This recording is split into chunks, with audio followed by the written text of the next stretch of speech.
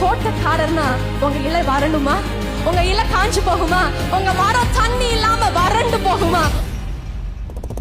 ஏசாயா 51வது அதிகாரம் 3வது வசனம்.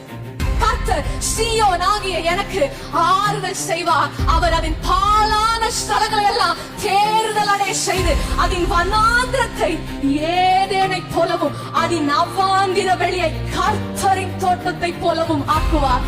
சந்தோஷமும் மகிழ்ச்சியும் துதியும் கீத சத்தமும் அதில் உண்டாயிருக்கும். வனாந்திரத்தை ஏது ரெண்டையும் கம்பேர் பண்ண முடியுமாங்க? வனாந்திரத்துல தண்ணி ஒரு சொட்டு கிடைச்சாலே அது அரிய விஷயம்.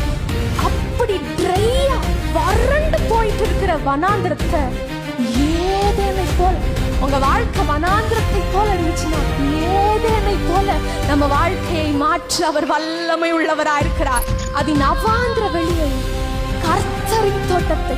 நீங்களும் நானும் யாரு? கர்த்தரின் தோட்டம். இந்த தோட்டத்தோட தோட்டக்காரர் கர்த்தர். இந்த தோட்டத்தை பண்படுத்துகிற பொறுப்பு கர்த்தருடையது. இந்த தோட்டத்தை செழிப்பாக பார்த்து கொள்ள வேண்டிய கடமை தோட்டக்காரருடையது.